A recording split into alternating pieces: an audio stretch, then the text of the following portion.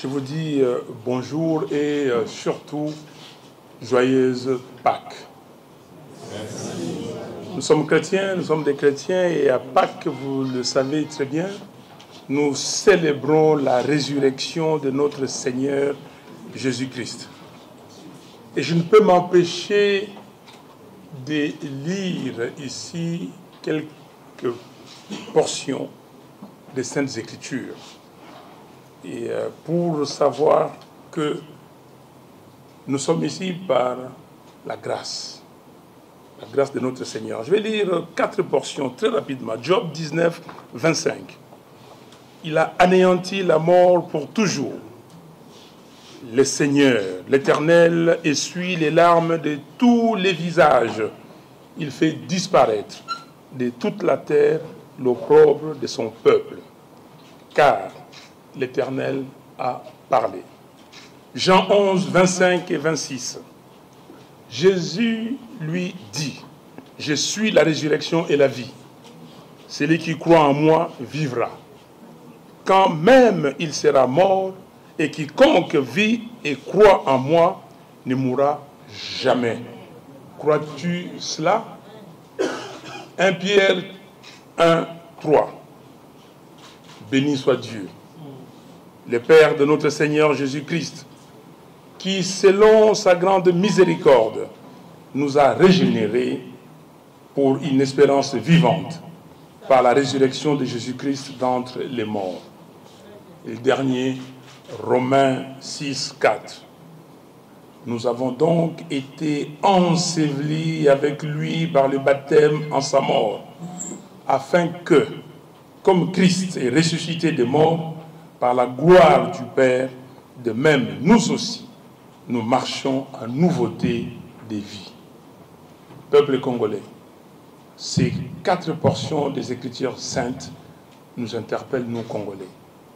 Et si vous ne vous retrouvez pas là, aujourd'hui, en tant qu'enfant de Dieu, et ça m'étonnerait. Merci beaucoup.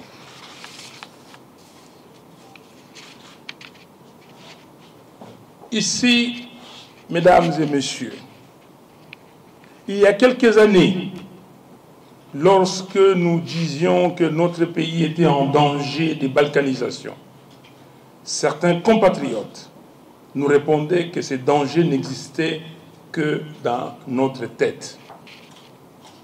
Aujourd'hui, les choses sont un peu plus claires et tout le monde réalise en fait que ce n'était pas une vue de l'esprit. La menace est bien réelle. Ironie du sort, tout porte à croire que c'est M.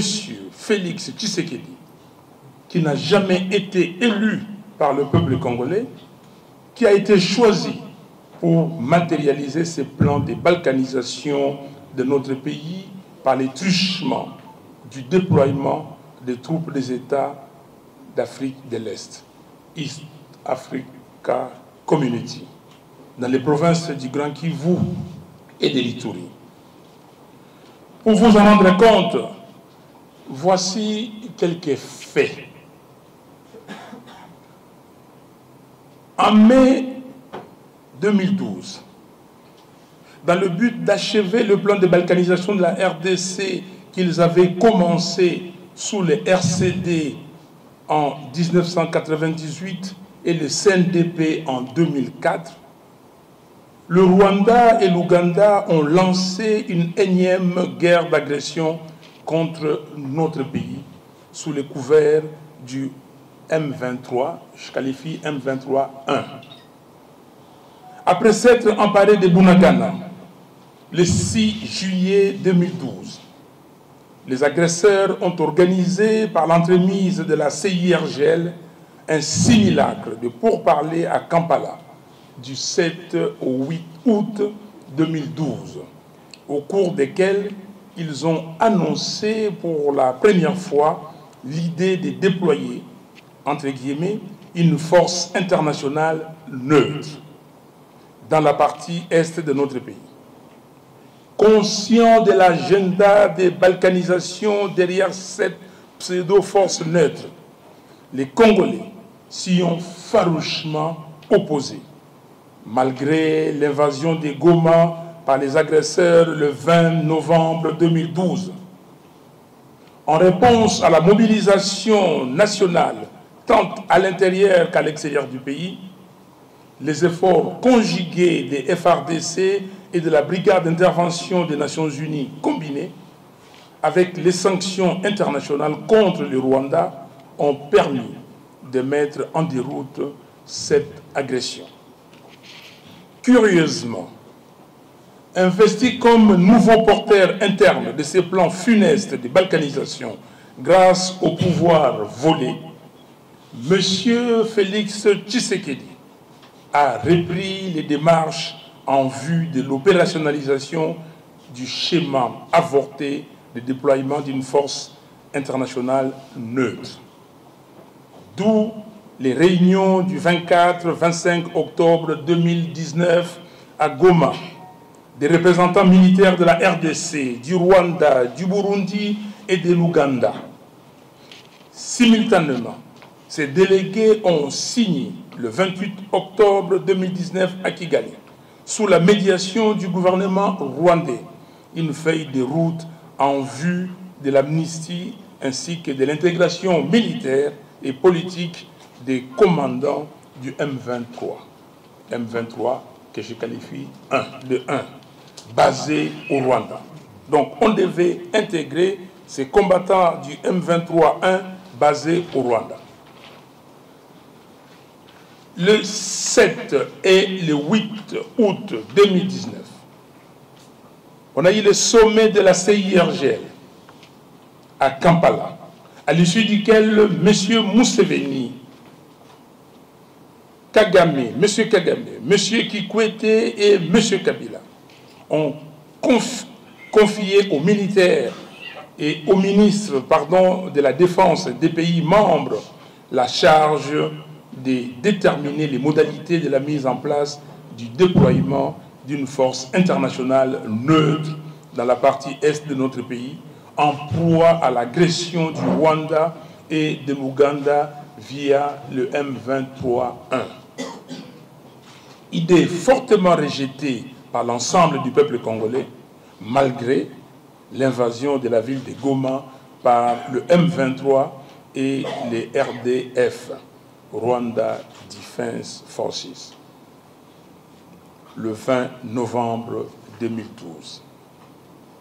Le 24-25 octobre 2012, il y a eu une réunion à Goma des représentants militaires du Rwanda, Burundi, Ouganda, Tanzanie et RDC pour discuter de la mise en place d'un état-major intégré devant opérer à l'est de la RDC.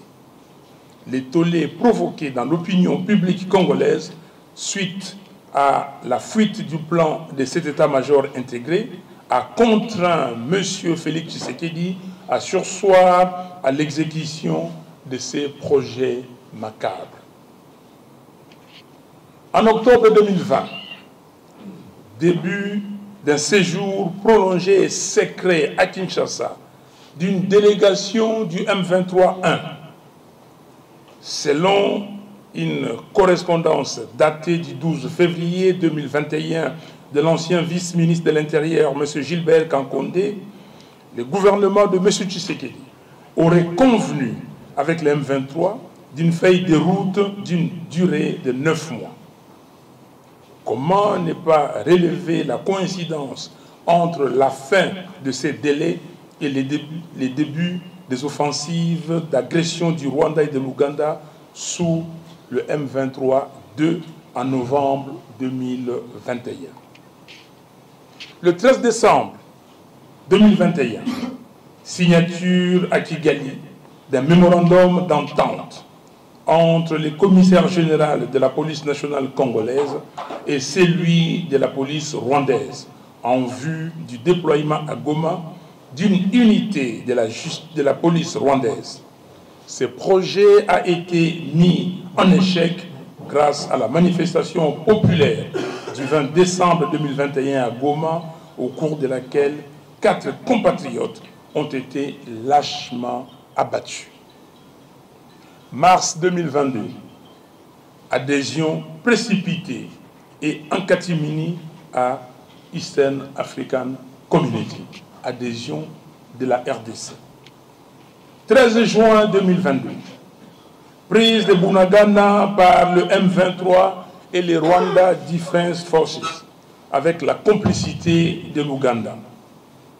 Et le 20 juin 2022, décision du déploiement d'une force régionale de l'EAC à l'est de la RDC, c'est-à-dire matérialisation du plan Force internationale neutre de 2012 et de l'état-major intégré de 2019. Novembre 2022. De novembre 2022 au 3 avril 2023, ce mois-ci, déploiement des contingents kenyans, burundais, ougandais et sud-soudanais dans les territoires de Rutshuru, Nyiragongo et Masisi, avec interdiction formelle aux forces armées de la République démocratique du Congo d'y mettre leurs pieds. Inacceptable, non? Placé sous un état de siège inutile depuis le 6 mai 2021, avec les autres territoires du Nord Kivu et de l'Ituri, ces territoires que je viens de citer sont supposés être sous l'administration des autorités militaires de la RDC. Qu'est-ce qui justifie à la fois le maintien de l'état de siège et en même temps l'interdiction des FARDC d'accéder de plus dans ces territoires de notre pays? Pour mémoire, je vous donne la chronologie de l'abandon répétitif des agglomérations congolaises aux mains du Rwanda et de l'Ouganda. 13 juin 2022, prise de Bunagana et autres localités du groupement de Djomba dans le territoire de Rutshuru. Fin octobre 2022, extension de l'agression à d'autres groupements de la chefferie de Bouicha et communes rurales du territoire de Rutshuru, telles que Rutshuru Centre, Kiwanja, Rubare et Rumangabo. Novembre 2022, occupation de la commune de Kibumba et du groupement de Boumba dans le territoire de Nyiragongo. Extension de l'occupation dans les agglomérations de Tongo, Bambo et Kishiché dans la chefferie de Bouito, dans les territoires de Rutshuru. Février 2023, occupation de Kichanga, Mweso, Kilolirwe, Mouchaki, dans un silence ahurissant, traduisant l'incompétence et l'irresponsabilité du régime de M. Félix Tshisekedi.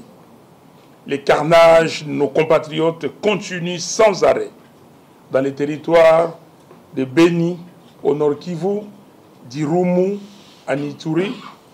Nous pouvons rappeler le dernier cas de massacre en date. Hier, 7 avril 2023, à Mungamba Centre, dans la chefferie de Walese Vukutu, territoire d'Irumu, 4 civils ont été tués et plusieurs portés disparus. On vient encore de nous dire qu'il y a eu massacre dans la localité de Buloloma, à l'ouest de la commune de Oicha, dans le territoire de Beni. 22 corps sans vie viennent d'être déposés à la morgue de l'hôpital général de Oicha, c'est samedi 8 avril.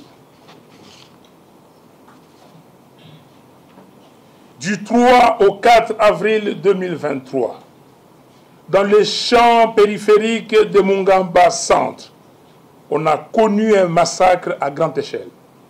31 corps ont été retrouvés, des dizaines de disparus. À la même date à Komanda, dans la chefferie des Basili, dans les territoires d'Irumu. 7 civils ont été décapités, dont un jeune du mouvement citoyen La Lucha, section Oicha, répondant au nom de Léon Mukinga Alimasi, âgé seulement de 24 ans. Du 9 au 23 mars, dans plusieurs agglomérations de la chefferie de Bachou, dans les territoires de Beni, au moins 123 civils ont été tués et plusieurs centres d'enrôlement fermés jusqu'à ce jour. Ajoutez à cette énumération non exhaustive les tueries qui se passent dans le Maïndombe, à Kwamut, dans le Kwilu, à Bagata, dans les Grands Katanga et à l'est de Kinshasa, aux environs de Maluku, on peut aisément conclure que M. Félix Tshisekedi exécute à merveille le plan de déstabilisation et de balkanisation de notre pays. Rappelez-vous, chers compatriotes, que le 13 janvier 2020, je vous avais dit que si M. Kabila avait réalisé le projet de balkanisation à 55%, M.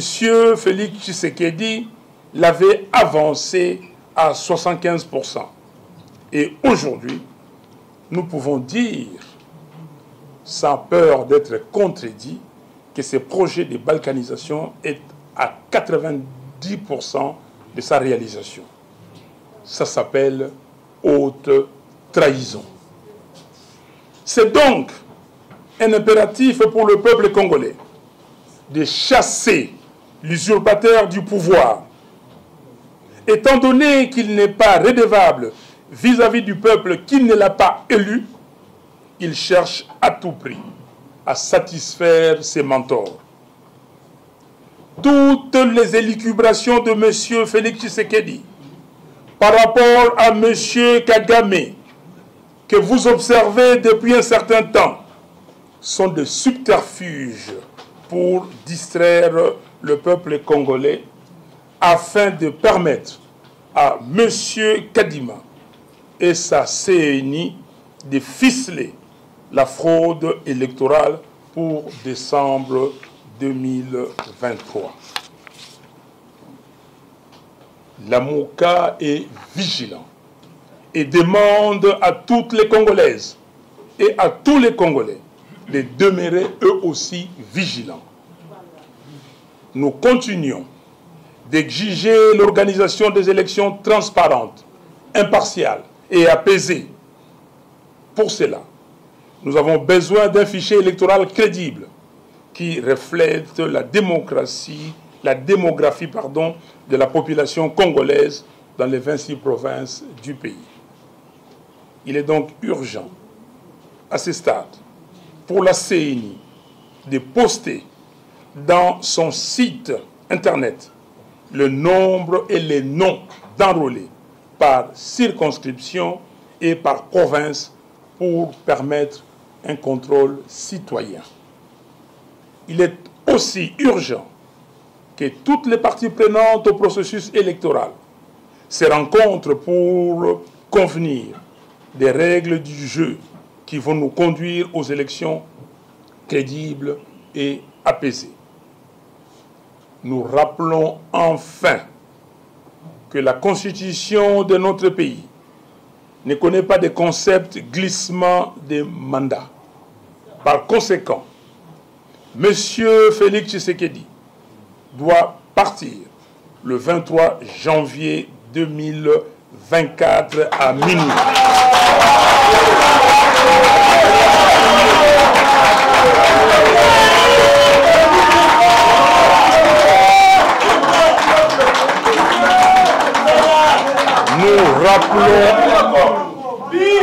Nous rappelons enfin que la constitution de notre pays ne connaît pas de concept glissement des mandats.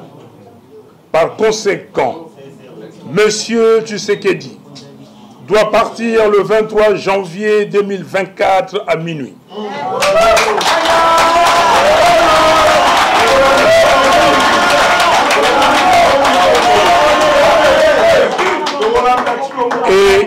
s'il vous plaît, et il ne sera nullement question, je répète, et il ne sera nullement question d'un gouvernement de transition pour partager le pouvoir.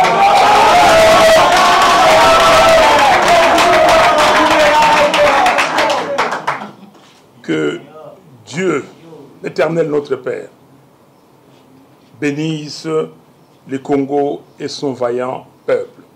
Je vous remercie.